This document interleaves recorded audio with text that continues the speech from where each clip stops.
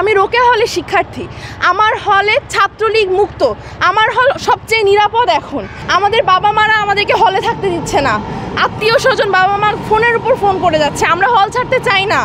আমার বাবা আশেপাশ থেকে খবর পাচ্ছে সবাইকে হল ছাড়তে বলতেছে, অথচ আমরা থাকি এখানে, এটা কোনো অথেন্টিক নিউজ না, অথচ আমাদের সব জায়গায় এই জিনিসটা ছড়ায় যাচ্ছে। এই রীতিমতো আমার বাবা মায়ের মনে ভয় ঢুকাই দিচ্ছে। সব হল থেকে কোনো নির্দেশনা দেওয়া হয়নি, হল পুরোপুরি সেফ। এরপরেও মেয়েদের সবারই একই সমস্যা। আগামী 20 তারিখে বিজেএস পরীক্ষা, বিজেএস লিখিত পরীক্ষা। আমার রুমমেটকে এখন বাধ্য হয়ে হল ছাড়তে হচ্ছে।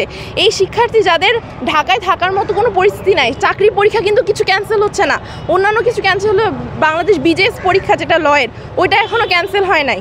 তাহলে এই শিক্ষার্থীরা কোথায় যাবে? হল আমি জানি না, হল এরকম কিছু রিউমার্স ছড়ায় যাচ্ছে সন্ধ্যার মধ্যে হল ছাড়তে হবে।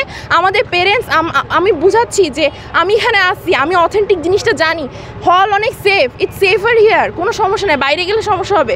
কিন্তু আমার পেরেন্টস তো রিউমার দেখেই তো বুঝতেছে, তারা ভাবতেছে আমি অনিরাপদ আছি, ওরা তো এখানকার সিচুয়েশন দেখতেছে না।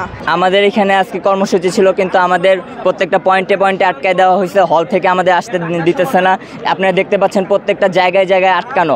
আমরা স্টুডেন্টরা চেষ্টা করতেছি আমাদের যে রক্তক্ষরণ হয়েছে এটার একটা যৌক্তিক আমরা বিচার চাই, এবং এর জন্য আমরা যে বিক্ষোভ মিছিল সেটা আমরা করতে চাই। কিন্তু আজকে আমরা দেশে এখানে পুরো বন্দি কারাগারের মতো পয়েন্টে আমাদের আটকায় রাখা হয়েছে, এমনকি সাংবাদিকদের স্টুডেন্ট ভেবে হামলা করা হয়েছে, আপনাদের উপর হামলা করা হয়েছে। কিন্তু আমরা অনেক কষ্টে ক্যাম্পাসে আসতেছি, আমাদের কোনো জায়গা থেকে আসতে দিতেছে না। এই জন্য এখনও আমরা আমাদের কর্মসূচি ঠিকঠাকভাবে করতে পারতেছি না, সমন্বয়করা চেষ্টা করতেছে।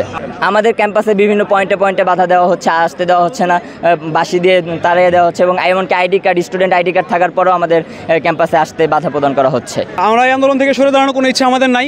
আমরা যত সাউন্ড গ্রেনেড ফাটানো হোক, আমাদের উপর যত মামলা করা হোক, আমাদের দাবি মেনে নেওয়ার আগ পর্যন্ত ইনশাআল্লাহ আমরা আন্দোলন থেকে সরে যাব না। এটা 90-এর মতো না, এটা 2024। কোনো আন্দোলনকে আগের রেফারেন্স দেওয়ার দরকার নাই। এই মুহূর্তে মাটির ভিতর থেকে যেই আন্দোলন উঠে আসছে সেটার কথা শুনেন।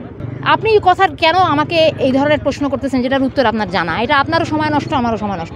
অবশ্যই এটা গণতান্ত্রিক রাষ্ট্র পরিস্থিতি না, সেই জন্যই তো এই অবস্থা। লাঠিসোঁটা নিয়ে একটা সবচেয়ে বড় প্রশ্ন আপনাদের কাছে, যে একটা বাচ্চা ছেলে ও যে এভাবে দাঁড়ায় ছিল, ওকে নিরস্ত্র ছেলেকে গুলি করে মারছেন, এইটার জবাব কে দিবে?